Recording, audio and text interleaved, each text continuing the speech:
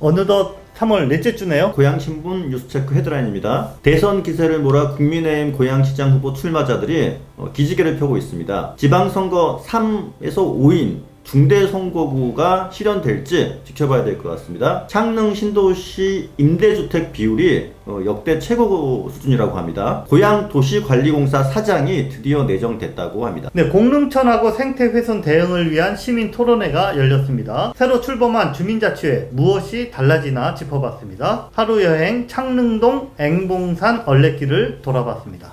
이달의 뉴스체크는 고양을 대표하는 나들이 명소 테마파크 주주에서 후원하고 있습니다.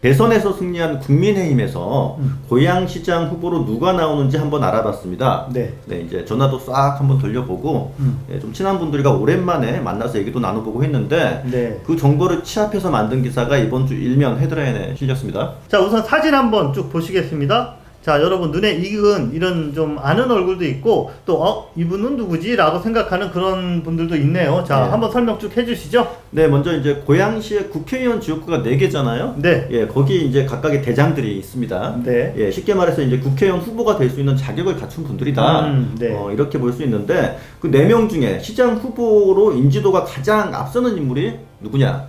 이제 김연아라고 저는 평가를 하고 있습니다. 근데 이분이 아직까지 공개적으로는 시장 출마 의사를 밝히지는 않고 있어요. 시장보다는 총선에 주력하지 않겠느냐 이렇게 보고 있는데 시장 출마가 힘들 수도 있다라고 볼 수 있는 게 예전에 이제 기억을 더듬어 보면은 서울주택도시공사 SH 사장이 한번 도전한 적이 있잖아요. 오세훈 시장이 불러서. 맞습니다. 그런데 거기서 낙마를 했죠. 실패를 했죠. 청문회 때. 당협위원장을 버리고 서울로 넘어갔다가 다시 돌아오는 과정이 좀 매끄럽진 않았어요. 왜냐면은 지역 내에서도 특히나 국민의힘 당원들 사이에서도 지역을 버린 사람이 다시 돌아갔다, 실패하고 돌아온 것에 대한 비판 여론이 좀 강했거든요. 시장 선거에 출마하는 그 선택이 그런 기억들 때문에 조금 이제 좀 가만히 될 것이다. 이제 그런 생각을 하게 되고요. 또 이제 지역 정치권의 한 인사가 평하기로는 여건만 된다면은 출마하지 않겠느냐 이렇게 보고 있습니다. 옆에 있는 요 인물은 누군지 얼굴은 좀 익숙한 것 같은데 우리 지역 정치에서는 처음 등장합니다. 자, 누구시죠? 네, 이분 정치 신인인데 JTBC 앵커를 3년간 맡았기 때문에 아시는 분들은 좀 낯이 익을 거예요. 김종혁 전 중앙일보 편집국장 1994년 일산 신도시 입주 시기에 일산 내에 들어오셨던 분이에요. 오래된 이제 고양 시민인데 28년간 살아왔다고 합니다. 출마에 대해서 이렇게 말씀을 하시더라고요. 제2의 고향으로 살고 있는 이곳이 분당에 비해서 상대적으로 뒤처지는 모습이 안타까웠다.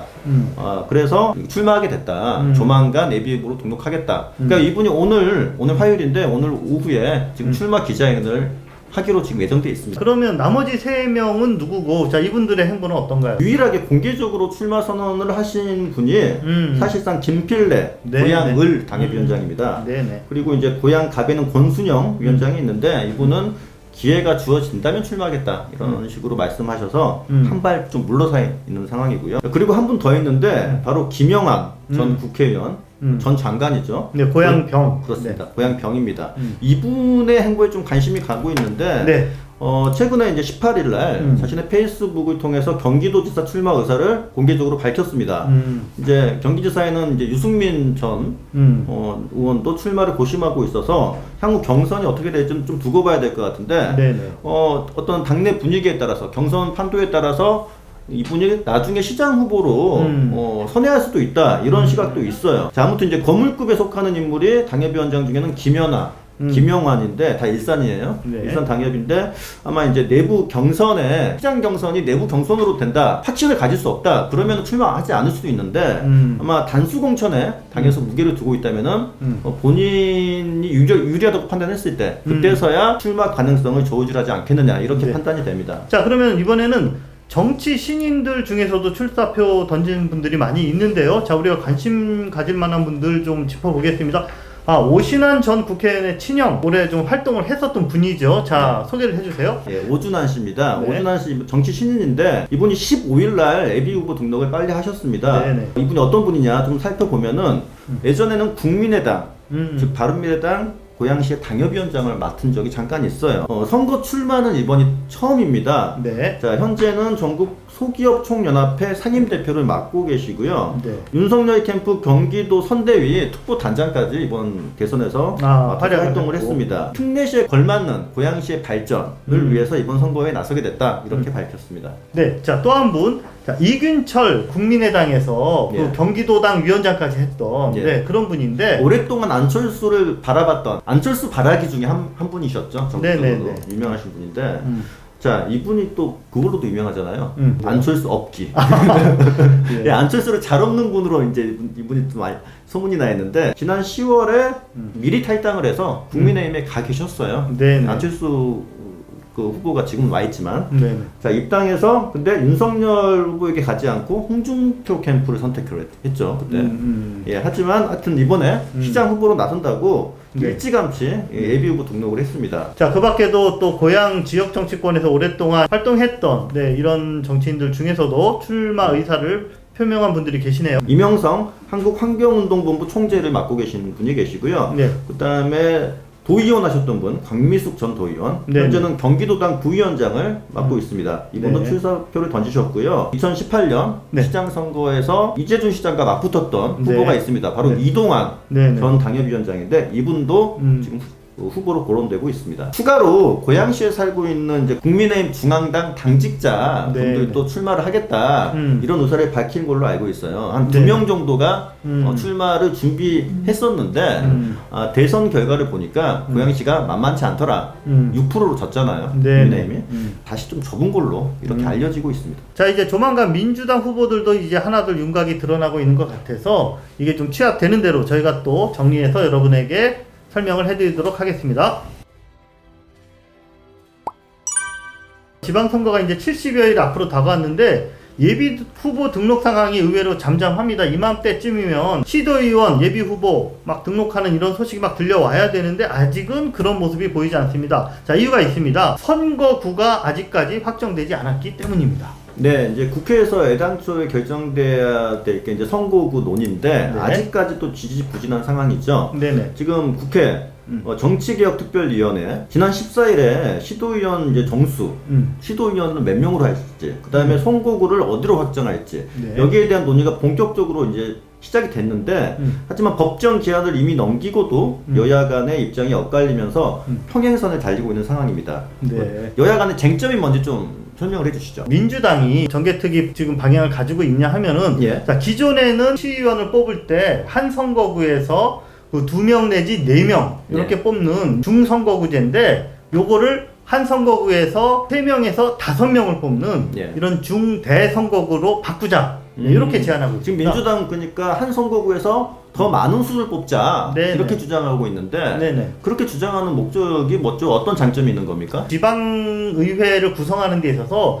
큰 영향을 미칩니다. 일단 자 1, 2등을 거의 양당이 가져가겠네요. 거의 거대 양당이 가져가는 거의 이렇게 결과가 귀착이 됩니다. 근데 이거를 한 선거구에서 뭐 5명, 4명 이렇게 뽑으면 1등, 2등 다음에 3등, 4등 요런 데에 이런 소수 정당 후보들도 진입할 수 있는 길이 열린다라는 겁니다. 실제로 도입 가능성은 어떻습니까? 네, 일단 민주당은 지금 이거를 도입하겠다라는 의지가 좀 확고한 것 같아요. 더 나아가서 그 선거구에서 복수공천도 안 하겠다 뭐 이런 방안까지도 아주 거론을 하고 있는 것 같은데 문제는 이게 정개특위에서 합의가 돼야 되잖아요. 근데 예. 정개특위에는 또 국민의힘 위원들도 있는데 갑자기 중대선거구를 민주당이 들고 나와서 자, 이거 이번 선거에는 안 된다. 이거 나중에 하자라고 이제 중대선거구 하고 싶지 않다라고 지금 반대하는 그런 상황입니다. 지역 반응도 궁금한데 지역 반응은 어떻습니까? 이게 소수 정당에서는 뭐 당연히 환영을 하고 있는데 출마를 준비하는 분들이 도대체 어떻게 결정될 것인지 아직까지도 안개 속이니까 네. 다들 정말 당황하고 있다. 민주당 안대로 만일 된다면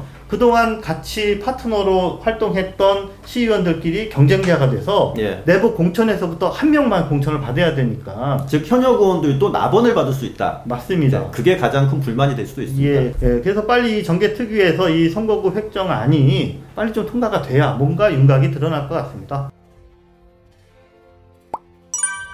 자, 창릉 신도시에 공급되는 임대주택의 비율이 역대급이다. 자, 이런 뉴스인데 좀 설명을 해주시죠. 네, 작년 11월에 확정된 고양 창릉 공공주택지구 지구계획 승인을 좀 살펴보면요, 창릉 신도시에 공급되는 세대수가 3만 약 8천 세대 정도가 되는데 이 중에서 43%인 약 16,000여 세대가 임대주택으로 공급이 됩니다. 자, 이들 임대 아파트 대부분인 15,000여 세대가 LH가 임대하는 공공임대주택, 그리고 나머지가 민간에서 임대하는 그 민간 임대주택, 이렇게 공급이 됩니다. 자, 대규모 택지 개발로서는 정말 역대급 예, 그런 임대주택 비율이다 라고 할 수 있습니다. 네, 임대주택 비율이 높을 것이라는 예상은 있었는데 이렇게 임대주택을 많이 공급하게 된 배경이 있을 것 같아요. 어떻습니까? 네. 3기 신도시의 목적 자체가 이제 집값과 서민 주거 안정을 위한다라는 게 이제 정부의 대표적인 이런 정책이었거든요. 자, 이런 목적을 달성하기 위해서 이번 3기 신도시에서는 그 공공주택 특별법에 의해서 예, 이런 임대주택 비율을 이렇게 대폭 늘린 겁니다. 자, 기존에 그 2기 신도시 조성까지는 공공주택 특별법에서 그 임대주택 비율을 20% 이상으로 규정하고 있었기 때문에 네, 이번에 이렇게 정말 확연하게 이렇게 증대된 것을 볼 수가 있습니다. 창릉 신도시에 이제 내 집 마련의 꿈을 가지신 분들 입장에서 분양주택에 대한 관심이 많을 것 같은데 분양주택은 어떻습니까? 네, 분양은 공공과 민간을 합쳐서 약 2만 세대 정도가 예, 일반 분양 아파트인데요. 비율로 따지면 전체의 53%가 분양이죠. 예. 자, 임대주택 대부분은 공공임대에 비해서 분양주택은 대부분 민간주택입니다. 예, 분양주택 중에서 민간주택 비중이 74%, 그리고 나머지가 공공분양. 예, 그렇게 보시면 되겠습니다. 자, 근데 공공분양하고 민간분양 차이를 조금 더 세밀하게 좀 설명을 해주세요. 네, 공공분양과 민간분양에는 그 청약 요건에서 좀 차이가 있습니다. 공공은 세대주를 포함한 가족 모두가 무주택자여야 하고 또 분양을 희망하는 곳에 거주해야 청약이 가능합니다. 그러니까 청약 조건이 예. 조금 더 까다롭습니다. 예. 자, 반면에 민간은 1주택자인 경우에도 청약이 가능한 것을 비롯해서 청약 요건이 조금 덜 까다롭습니다. 그리고 또 공공분양이 주변 시세보다 저렴하게 좀 공급되는 반면에 대형 건설사들이 이렇게 브랜드를 앞세우는 민간 분양주택은 분양가가 비교적 비싸겠죠. 공공에 비해서 비싸다. 예. 예.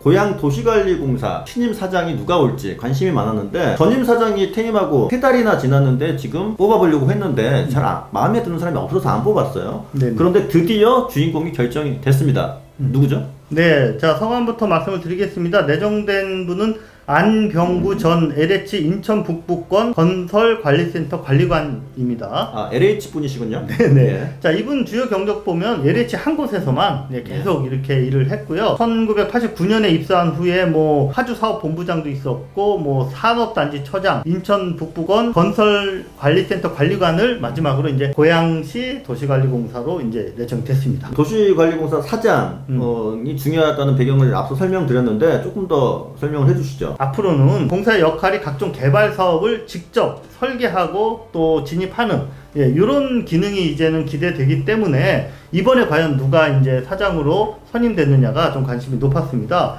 일산 테크노밸리, 그리고 창릉 신도시, 그리고 성사 혁신지구 등의 고양 도시관리공사가 이제 참여하기 때문에 앞으로 고양시가 어느 정도 주도권을 쥐어가느냐, 이게 고양시 미래에 매우 중요하다라고 말씀드릴 수 있습니다. 네, 이제 신임 사장이 어떻게 새로운 모습을 보여줄지 앞으로 잘 지켜보도록 하겠습니다.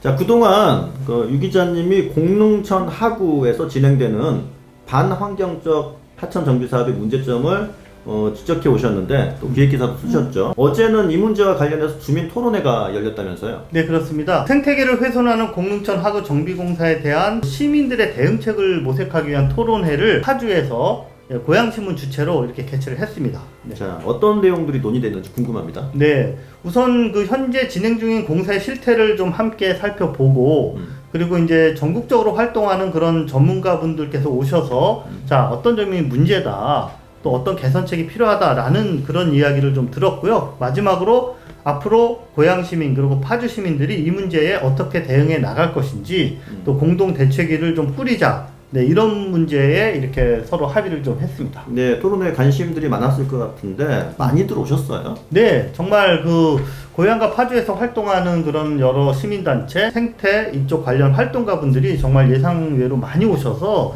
예, 그 행사장이 아주 북적북적 정말 그 열기가 매우 뜨거웠습니다. 자, 현지 영상을 여러분들에게 짧게 소개해 드리는 것으로 설명을 대신하도록 하겠습니다.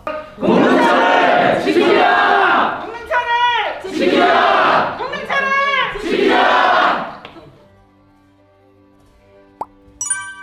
올해부터 고양시 44개 동에 주민자치회가 본격적으로 출범을 했습니다. 이번 달부터 각 동마다 주민총회가 열리기 시작했는데요. 네, 그렇습니다. 이제 새로 출범하는 주민자치회는 다양한 사업들을 자체적으로 이렇게 기획하고 그 다음에 또 예산도 집행할 수 있는 그런 권한을 갖게 된다는 점에서 정말 명실상부하게 풀뿌리 민주주의 실현의 장이 열렸다라고 이야기해도 될 것 같습니다. 그러니까 하지만 근데 처음 시행되다 보니까 총회를 앞두고 각 동마다 이런저런 문제점도 발생하고 시행착오도 많이 있다고 하네요. 네, 그렇습니다. 그래서 이번 주 고양신문에서는 주민자치회 출범의 배경과 개념 그리고 앞으로 기대되는 역할 또는 바람직한 방향 등을 하나의 기사로 딱 정리를 했거든요. 네, 고양신문 이영하 대표님이 직접 쓰신 고양신문 6면 기획기사를 꼼꼼히 한번 읽어보시면 아직은 낯선 주민자치회의 개념을 여러분께서 한눈에 살펴보실 수가 있습니다. 작년에는 유 기자님이 고양 누리길 14개 코스를 나들이 기사로 연재를 했는데 올해는 고양 누리길이 포함되지 않는 우리 동네 누리길 어딘지를 찾아가셨다면서요? 네네. 예. 지난주에 제가 이제 첫 시간으로 그 창릉동 주민자치회에서 조성한 앵봉산 얼레길을 다녀왔습니다. 네, 앵봉산 어딘지 좀 모르시는 분들이 있는데 여기가 그 고양시 창릉동이랑 그 다음에 서울 은평구 구파발동, 가련동 이렇게 경계를 이루고 있는 이런 산이에요. 네, 높이는 높지 않지만 정상에 오르면은 그 북한산도 잘 보이고 그리고 고양시 서남부 일대가 정말 한눈에 조망되는 전망이 아주 좋은 산입니다. 앵봉산, 앵봉. 네네. 이름이 좀 독특한데 순 우리말인 것 같은데 순우리말 아니고요. 아니에요? 네, 앵이라는 게 꾀꼬리 앵자예요. 이게 한자말이구나. 네네. 그래서 꾀꼬리가 노래하는 숲이다. 예. 이런 예쁜 이름을 가진 곳인데요. 예. 자, 그동안 이 산은 구파발역에서 이렇게 올라가는 코스로만 거의 알려졌는데 이번에 창릉동 주민자치회 노력으로 그 스타필드 건너편에 그 산길로 올라가서 그 앵봉산 꼭대기 찍고 창릉동 큰골 마을로 내려오는 이런 5km짜리 이런 코스가 새롭게 정비가 됐습니다. 자, 가벼운 봄맞이 산행 코스로 앵봉산 얼레길 추천드립니다.